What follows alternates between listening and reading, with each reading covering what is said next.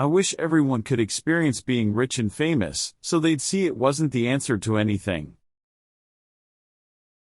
Life doesn't happen to you, it happens for you. I think everybody should get rich and famous and do everything they ever dreamed of, so they can see that it's not the answer.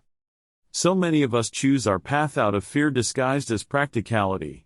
What we really want seems impossibly out of reach and ridiculous to expect, so we never dare to ask the universe for it. My soul is not contained within the limits of my body is contained within the limitlessness of my soul. I learned many great lessons from my father, not the least of which was that you can fail at what you don't want, so you might as well take a chance on doing what you love. It's our intention. Our intention is everything. Nothing happens on this planet without it. Not one single thing has ever been accomplished without intention. You are ready and able to do beautiful things in this world. You will only ever have two choices: love or fear. Choose love, and don't ever let fear turn you against your playful heart. Everything you gain in life will rot and fall apart, and all that will be left of you is what was in your heart.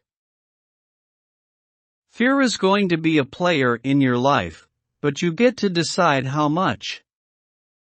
You can spend your whole life imagining ghosts, worrying about the pathway to the future, but all it will ever be is what's happening here, the decisions that we make in this moment, which are based in either love or fear. That peace that we're after lies somewhere beyond personality, beyond the perception of others, beyond invention and disguise, even beyond effort itself. You can join the game, fight the wars, play with form all you want, but to find real peace, you have to let the armor fall. Don't worry if you miss your cue, because there's always doors opening. They keep opening. Like many of you, I was concerned about going out into the world and doing something bigger than myself, until someone smarter than myself made me realize that there is nothing bigger than myself. I would visualize things coming to me. It would just make me feel better. Visualization works if you work hard. That's the thing. You can't just visualize and go eat a sandwich.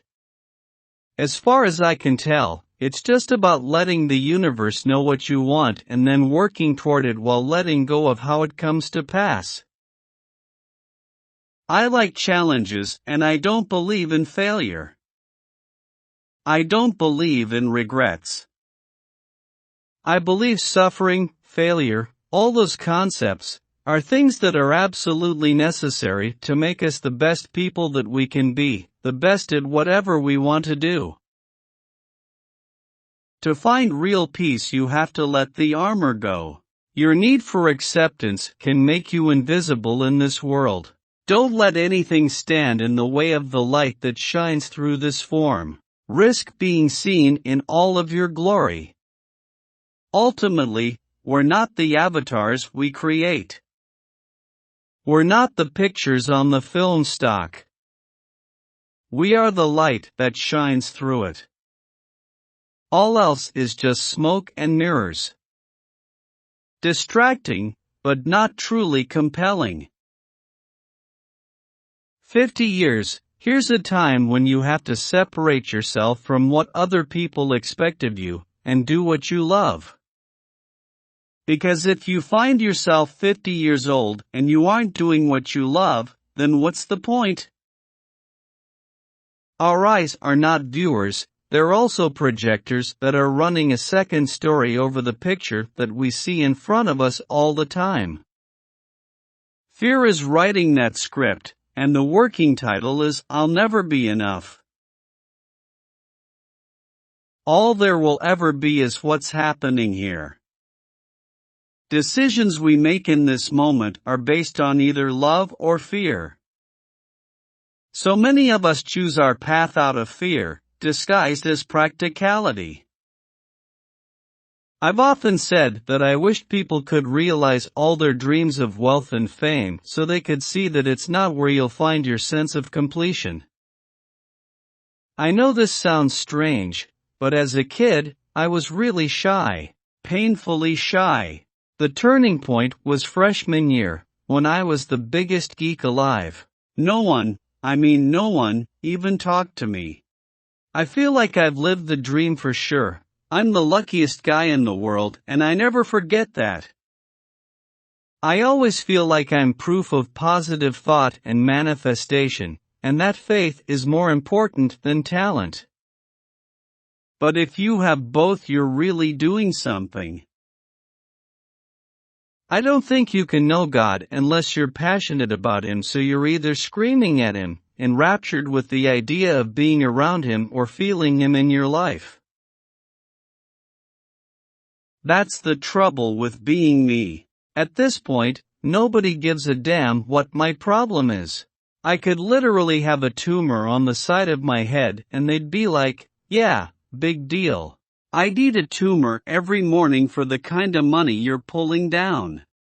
I'm not always looking for the laugh. I'm not the guy who sits in and listens to conversations and wants to jump in with something hilarious every 2 seconds. I actually do listen to people.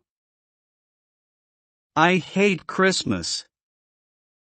I do think it is odd that I have wound up playing these two iconic Christmas haters. It is the same story, in a way. Scrooge is the original Grinch. I think I am perfectly suited, because I have had some dark Christmases. Everything can be made fun of. The most serious things are ripe for making fun of them. Like most Catholic boys, I wanted to be Jesus Christ. I could never get the turn that other cheek thing down, though. It's always fun to do something that you know ultimately is not about the money, and it's certainly not the fame because it's a pain in the ass, but it's really the person in the seat you think about when you sit in the rooms and write, and you do all the things you have to do. Be grateful. Find something to be grateful for. Don't do too many things that make you feel like you deserve to lose, because we do program our own computers.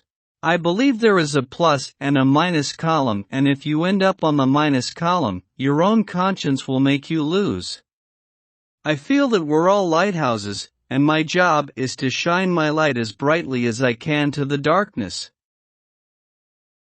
Comedic actors can be looked at as a lower form because we have to put ourselves in a lower place than most of the audience. I think lofty emotions are somehow considered more special. The best stories in the world to me are the ones that elicit a real emotion, but have humor.